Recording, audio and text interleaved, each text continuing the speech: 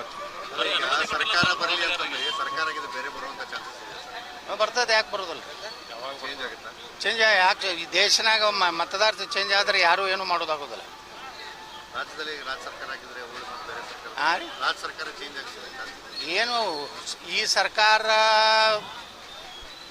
ಏನು ಹೈಕಮಾಂಡ್ ಇದೆ ಅಲ್ಲ, ಹೈಕಮಾಂಡದಲ್ಲಿ ಟೆಂಡರ್ ನಡೆದಿದೆ. ಡಿ ಕೆ ಶಿವಕುಮಾರ್ ಹೆಚ್ಚು ಕೊಡ್ತಾರೋ, ಸಿದ್ದರಾಮಯ್ಯನವ್ರು ಹೆಚ್ಚು ಕೊಡ್ತಾರೋ. ಆ ಟೆಂಡರ್ ಇನ್ನೂ ಬಿಡ್ ನಡೆದಿದೆ, ಇನ್ನೂ ಅದು ಕೊನೆಯ ಫೈನಲ್ ಆಗಿಲ್ಲ.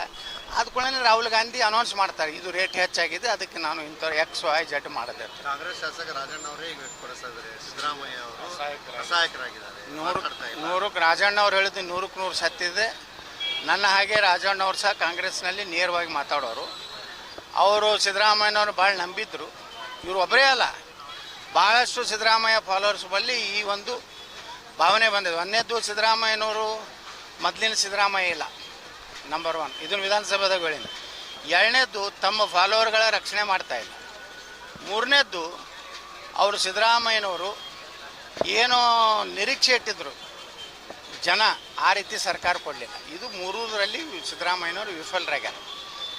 ಸರ್, ಬಾಗಲಕೋಟೆ ಆಮೇಲೆ ದಾವಣಗೆರೆದು ರಿಸಲ್ಟ್ ಬರೋಕ್ಕಿಂತ ಮುಂಚೆನೇ ಕಾಂಗ್ರೆಸ್ನಲ್ಲಿ ವಿಕೆಟ್ಗಳ ಮೇಲೆ ವಿಕೆಟ್ ಉಳಿತಾ ಇದ್ದಾರೆ. ಇದರ ಅರ್ಥ ಕಾಂಗ್ರೆಸ್ಸು ಎರಡೂ ಕಡೆ ಸೋಲ್ತಿದ್ದಾನೋ ಅಂತ ಶುಭ ಸೂಚನೆ. ಆ ಶುಭ ಸೂಚನೆ ಸಿಕ್ಕಿದ್ರಿಂದ ಇವತ್ತು ಇದೇನು ವಿಜೇಂದ್ರನ ಪವಾಡ ಏನಿಲ್ಲ. ನಾಳೆ ನೀವೆಲ್ಲ ಹೊಡಿತೀರಿ, ಕೆಲವೊಂದು ಅದಾವು. ಆ ವಿಜಯ ಕರ್ನಾಟಕದ ಪೇಪರ್ ಇದೆ, ಹೆಚ್ಚು ಕಡಿಮೆ ವಿಜೇಂದ್ರ ಕರ್ನಾಟಕ ಮಾಡಿದ್ರು ಚಲೋ ಅವರು. ನಾಳೆ ಏನತ್ತಾರೆ, ವಿಜೇಂದ್ರ ನೇತೃತ್ವದಲ್ಲಿ ಬತ್ತಾರೆ. ಅಲ್ಲಿ ಸಾಬ್ರು ಕಾಂಗ್ರೆಸ್ಸಿಗೆ ಬುದ್ಧಿ ಕಲಿಸ್ಬೇಕಾಗೈತಿ. ಸಾಬರ ಜಗಳ, ಕಾಂಗ್ರೆಸ್ ಜಗಳ, BJPಗೆ ಲಾಭ ಆಗ್ತದೆ. ಇಲ್ಲಿ ಬಾಗಲಕೋಟೆನಾಗ ಅಂದ್ರೆ ಗುರ್ತೈತಿ, ಅವ್ರು ಎಟ್ಟೆಟ್ಟು ಮಹಾನ್ ನಾಯಕರು ಬಂದರು, 8 ಜನ ಸೇರಿದ್ರು, ವಾತಾವರಣ ಹೆಂಗಿತ್ತು ಎಲ್ಲನೂ ಗೊತ್ತದ. ಅದಕ್ಕೆ ಕ್ರೆಡಿಟ್ ನೀವು ನಾಳೆ ಇವೆರಡು ಕ್ರೆಡಿಟ್ ಅವ್ರು ಕೊಡ್ಲಾಕತ್ತೇಳಿ ಸಾಯಂಕಾಲ ಎಲ್ಲ ಚಾನಲ್ದವ್ರು ಒಂದೊಂದು ತಾಸು ವಿಜೇಂದ್ರ ಇಲ್ಲದೆ BJP ನಾಶ ಆಗುತ್ತೆ ಅಂತ ಹೊಡಿಬೇಡ್ರಿ. ಈಗ ಹೇಳ್ತೀನಿ, ಅದೇನೇ ಬಂದರೂ ಹಿಂದುತ್ವ ಸೊಲಾಗಿ ಬರ್ಲಾಕತ್ತದ. BJP ನಾಯಕತ್ವದಿಂದಿಲ್ಲ. BJP ನಾಯಕತ್ವ ರಾಜ್ಯದಲ್ಲಿ ಸಂಪೂರ್ಣ ವಿಫಲ ಆಗಿದೆ. ನೋಡ್ರಿ, ಮಹಿಳೆಯರ ವಿರೋಧಿಗಳದಾರ ಅನ್ನೋದು ಇಡೀ ಜಗತ್ತಿಗೆ ಗೊತ್ತಾಯ್ತು. ಕಾಂಗ್ರೆಸ್ ಅಂದರೆ ಮಹಿಳಾ ವಿರೋಧಿ. ಇದು ನಾವಿದ್ದಾಗನೇ ಅಟಲ್ ಬಿಹಾರಿ ವಾಜಪೇಯಿ ಅವರು ತರಬೇಕು ಮಹಿಳಾ ಮೀಸಲಾತಿ ಅಂದಾಗೂ ಸಹ ಕಾಂಗ್ರೆಸ್ಸು, ಮುಲಾಯಂ ಸಿಂಗ್ ಯಾದವ್, ಲಾಲು ಪ್ರಸಾದ್ ಯಾದವ್ ಎಲ್ಲರೂ ವಿರೋಧ ಮಾಡಿದ್ರು. ಸುಮ್ಮನೆ ಏನಾರು ಒಂದು ನೆಪ ತೆಗೆದು ನೋಡ್ರಿ. ಈಗ 850 ಸೀಟ್ ಆಗಿದ್ದರೆ 33% ಸುಮಾರು 760-70 ಜನ ಮಹಿಳೆಯರು ಹೋಗ್ತಿದ್ರು.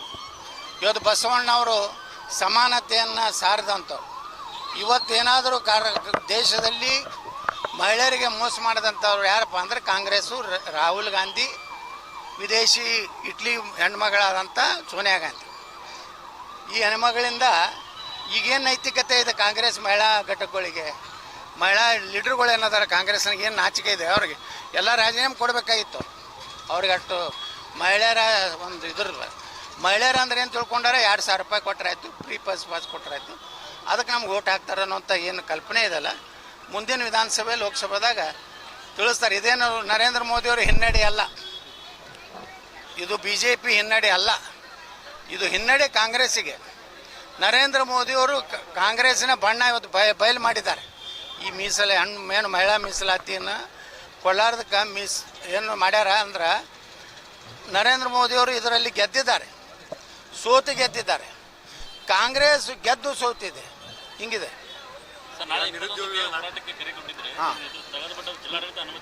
ನೋಡಿ, ಇಡೀ ರಾಜ್ಯದಲ್ಲಿ ಸುಮಾರು 2,88,000 ಹುದ್ದೆಗಳು ಖಾಲಿ ಇವೆ. ಮತ್ತು ಈ ನಿಗಮ ಮಂಡಳಿಗಳಲ್ಲಿ 1 ಲಕ್ಷಕ್ಕೆ ಸಮೀಪ ಹುದ್ದೆಗಳು ಖಾಲಿ ಅದ. ಹೆಚ್ಚು ಕಡಿಮೆ 4 ಲಕ್ಷ ಸಮೀಪ ಉದ್ಯೋಗ ಯುವಕರಿಗೆ ಕೊಡಬೇಕಾಗಿದೆ. ಆದರೆ ಈ ಸರ್ಕಾರದಲ್ಲಿ ದಿವಾಳಿ ಆಗಿದೆ, ಹಣ ಇಲ್ಲ, ಬರೀ ಗ್ಯಾರಂಟಿ. ಈ ಸಲನೂ 1,16,000 ಕೋಟಿ ರೂಪಾಯಿ ಸಾಲ ತೆಗೆದಾರೆ. ಎದ್ರ ಸಲ ತೆಗೆದಾರ? ಅಭಿವೃದ್ಧಿ ಸಲ ತೆಗೆದಾರ ಅಥವಾ ಕೃಷ್ಣಾ ನೀರಾವರಿ ಪೂರ್ತಿ ಮುಗಿಸ್ತೀನಿ ಅಂತ ತೆಗೆದಾರ? ಏನೂ ಇಲ್ಲ. ಕೇವಲ ಸರ್ಕಾರಿ ನೌಕರರು ಸಂಬಳ ಮಾಡಬೇಕಾಗಿದೆ, ಗ್ಯಾರಂಟಿ ಇದನ್ನು ಮೇಕಪ್ ಮಾಡ್ಕೋಬೇಕಾಗಿದೆ. ಇದರಿಂದ ಕರ್ನಾಟಕದ ಅಭಿವೃದ್ಧಿ ಆಗ್ತಾಯಿಲ್ಲ. ನಿರುದ್ಯೋಗ ಯುವಕರಿಗೆ ಇವತ್ತು ಏನು ಸಿಗಬೇಕಾಗಿತ್ತು ನೌಕರಿ, ಅದು ಸಿಗ್ತಾ ಇಲ್ಲ. ಅದಕ್ಕೇ ನಾವು ನಾಳೆ ಬಿಜಾಪುರನ ಕರೆ ಕೊಟ್ಟಿದ್ವಿ. ಆದರೆ ಪೊಲೀಸರು ರಾಜ್ಯ ಸರ್ಕಾರದ ಒಂದು ಒತ್ತಡದಿಂದ ಈ ಒಂದು ಏನು ಅನುಮತಿಯನ್ನು ನಿರಾಕರಿಸ್ಯಾರ. ನಾವು ಇದನ್ನು ಕಲಬುರಗಿ ಪೀಠದಲ್ಲಿ ಚಾಲೆಂಜ್ ಮಾಡ್ತೀವಿ. ನಾವು ಹೋರಾಟ ಬಿಡುವುದಿಲ್ಲ. ನಾನು ಯುವಕರ ಜೊತೆ ಇರ್ತೀನಿ, ಕರ್ನಾಟಕದ ನಿರುದ್ಯೋಗ ಯುವಕರ ಜೊತೆಗೆ. ನಾಳೆ ಇನ್ನೊಂದು 15 ದಿವಸದಲ್ಲಿ ನಾವೆಲ್ಲ ಯುವಕರ ಜೊತೆ ಚರ್ಚೆ ಮಾಡಿ ಬಿಜಾಪುರದಿಂದ ಬೆಂಗಳೂರು ಚಲೋ ಕಾರ್ಯಕ್ರಮ ಕೊಡ್ತೀವಿ. ಅಲ್ಲಿ ಸುಮಾರು 1 ಲಕ್ಷ ಯುವಕರು ಸೇರಿಸಿ ಏನು ನಾವು ಹೋರಾಟ ಮಾಡ್ತೀವಿ. ಸರ್ಕಾರದ ಪತನದ ಮೊದಲನೇ ಹೆಜ್ಜೆ ಆಗ್ತದೆ. ನಾ ಸಿದ್ದರಾಮಯ್ಯ ಸರ್ಕಾರಕ್ಕೆ ಎಚ್ಚರಿಕೆ ಕೊಡ್ತೀನಿ, ತಕ್ಷಣ ನೇಮಕಾತಿ ಪ್ರಾರಂಭ ಮಾಡಬೇಕು. ನಮ್ಮ ನಿರುದ್ಯೋಗ ಯುವಕರಿಗೆ ಉದ್ಯೋಗ ಕೊಡಬೇಕು. ಯಾರಿಗೆ ನಿರುದ್ಯೋಗ ಯುವಕರು ಉದ್ಯೋಗ ತಗೋತಾರಲ್ಲ ಅವ್ರಿಗೆ ಯಾವ ಫ್ರೀಗಳನ್ನು ಕೊಡುವ ಅವಶ್ಯಕತೆ ಇಲ್ಲ. 2,88,000 ಉದ್ಯೋಗಗಳನ್ನು ತುಂಬಿಟ್ರೆ 2,88,000 ಕುಟುಂಬಗಳು ಏನೋ ಅವ್ರ ಅನುಕೂಲ ಆಗ್ತದೆ. ಅಂಥವ್ರಿಗೆ ಏನು ಗ್ಯಾರಂಟಿ ಬೇಕಾಗಿಲ್ಲ. ಕಾಂಗ್ರೆಸ್ ಸರ್ಕಾರದಲ್ಲಿ ಪ್ರತಿಭಟನೆ ಮಾಡಲಿಕ್ಕೂ ಅನುಮತಿ ಕೊಡೋರು. ಹೌದು, ಅದು ಇವತ್ತು ಏನು ಹಿಂದೆ ಇಂದಿರಾ ಗಾಂಧಿ ಎಮರ್ಜೆನ್ಸಿ ತಂದಿದ್ರಲ್ಲ, ಇವತ್ತು ಸಿದ್ದರಾಮಯ್ಯನ ಎಮರ್ಜೆನ್ಸಿ ಕರ್ನಾಟಕದ ನಡೆದಿದೆ. ಸಿದ್ದರಾಮಯ್ಯನವರು ಈ ರೀತಿ ಯುವಕರು ತಮ್ಮ ಬೇಡಿಕೆ ಬೇಡಬೇಕಲ್ರಿ, ಯಾರ್ಯಾರಿಗೂ ಪರ್ಮಿಷನ್ ಕೊಡ್ತಾರೆ. ಆದರೆ ಹುಡುಗರು ತಮ್ಮ ಈಗ ನೋಡ್ರಿ, ಅವರು ನಾವೇ ಆತ್ಮಹತ್ಯೆ ಮಾಡ್ಕೋತೀವಿ ಅನ್ನೋದು ಸ್ವಚ್ಛ ಮರಣ ಅದನ್ನು ಮಾಡ್ತೀವಿ ಅನ್ನೋಂಥ ಪರಿಸ್ಥಿತಿಗೆ ಯುವಕರು ಬಂದಾರ. ಮತ್ತು ನೀವು ಯುವಕರದ ಹೋರಾಟದ ಒಂದು ಹಕ್ಕೇನಿದೆ ಪ್ರಜಾತಂತ್ರದಾಗ. ಎಂತಿಂಥ ದೇಶದ್ರೋಹಿಗಳ ಹೋರಾಟಕ್ಕೆ ಸಪೋರ್ಟ್ ಮಾಡ್ತಾರೆ ಇವರು. ಪಾಕಿಸ್ತಾನ ಜಿಂದಾಬಾದ್ ಅನ್ನೋಂಥ ಹೋರಾಟಗಳಿಗೆ ನಮ್ಮ ಪೊಲೀಸ್ ಇಲಾಖೆ ಅನುಮತಿ ಕೊಡ್ತದೆ. ನಿರುದ್ಯೋಗ ಯುವಕರು ತಮ್ಮ ಭವಿಷ್ಯದ ಬಗ್ಗೆ ನೋಡ್ರಿ ಸರ್, ಲಕ್ಷಾಂತರ ರೂಪಾಯಿ ಕೊಟ್ಟು ಶಿಕ್ಷಣ ಕಲ್ತಿರ್ತಾರೆ. ಅವರಿಗೆ ಇವತ್ತು ನೌಕರಿ ಇಲ್ಲ ಅಂದರೆ ಅವ್ರು ಏನು ಮಾಡಬೇಕು? ಏನು ಅವ್ರೇನು ದಯಾಮರಣ ಏನು ಇದನ್ನು ಬೇಡ್ತಾ ಇದ್ದಾರೆ, ಅದನ್ನಾದರೂ ಕೊಡಲೇದು, ಅದರೇ ಅನುಮತಿ ಕೊಡಲಿ. ಅಂದರೆ ಸಿದ್ದರಾಮಯ್ಯ ಸರ್ಕಾರ ದಿವಾಳಿ ಆಗಿಬಿಟ್ಟಿದೆ. ಅದಕ್ಕೆ ನಾವು ಯುವಕರ ಜೊತೆ ಇರ್ತೀವಿ. ಆ ಬೆಂಗಳೂರು ಚಲೋ ಕಾರ್ಯಕ್ರಮ ಮಾಡ್ತೀವಿ. ಅಷ್ಟೇ ಅಲ್ಲ, ಮುಂದಿನ ತಿಂಗಳು ನಾನು ಒಳ್ಳೆಯ ಒಂದು ಮುಹೂರ್ತ ನೋಡಿ ಕರ್ನಾಟಕದಲ್ಲಿ ಹೊಸ ರಾಜಕೀಯ ಒಂದು ವಿಚಾರವನ್ನು ಪ್ರಾರಂಭ ಮಾಡಿದ್ದೀನಿ. ಹಿಂದುತ್ವದ ಎಲ್ಲ ಹಿಂದೂಗಳ ಒಂದು ಸಭೆ ಅಲ್ಲಲ್ಲಿ ಜಿಲ್ಲಾವಾರು ಮಾಡ್ತಾಯಿದ್ದೀನಿ. ಮೊದಲು ಕೋಲಾರ ಜಿಲ್ಲೆಯಿಂದ ನಮ್ಮ ಏನಲ್ಲಿ ಒಂದು ದೊಡ್ಡ ದೇವಸ್ಥಾನ ಇದೆ, ವಿಘ್ನೇಶ್ವರ ದೇವಸ್ಥಾನ, ಅಲ್ಲಿ ಪೂಜೆ ಮಾಡಿ ಇಡೀ ಕರ್ನಾಟಕ ಪ್ರವಾಸ ಮಾಡ್ತೀನಿ. ನನ್ನ 3 ಉದ್ದೇಶ: ಒಂದು ಹಿಂದುತ್ವ, ಒಂದು ನಿರುದ್ಯೋಗ, 3ನೇದು ಅಭಿವೃದ್ಧಿ. ಈ 3 ವಿಷಯ ತಗೊಂಡು ಮುಂದಿನ ದಿವಸಗಳಲ್ಲಿ ಕರ್ನಾಟಕದಲ್ಲಿ ಪ್ರಾದೇಶಿಕ ಪಕ್ಷ ಕಟ್ಟಬೇಕು ಅನ್ನೋಂಥ ಅಭಿಪ್ರಾಯವನ್ನು ಜನರನ್ನು ತಗೋತೀನಿ. ಪ್ರಾರಂಭ ಆಯಿತು. ಮುಂದಿನ ತಿಂಗಳ ಮೇದಲ್ಲಿ ಒಂದು ಒಳ್ಳೆಯ ದಿನ ನೋಡಿ ಇಡೀ ಎಲ್ಲ ಜಿಲ್ಲಾ ಕೇಂದ್ರ ಮೊದಲು ಹೋಗ್ತೀನಿ. ನೆಕ್ಸ್ಟ್ ಎಲ್ಲ ತಾಲೂಕಾ ಕೇಂದ್ರಕ್ಕೆ ಹೋಗ್ತೀನಿ. ಎಲ್ಲ ಹಿಂದೂ ಸಂಘಟನೆಗಳನ್ನು, ನಿರುದ್ಯೋಗ ಯುವಕರನ್ನು ಹಾಗೂ ಅಭಿವೃದ್ಧಿ ಚಿಂತನೆ ಮಾಡುವಂಥ ಜನರ ಒಂದು ಸಭೆಯನ್ನು ನಾನು ಮಾಡ್ತೇನೆ.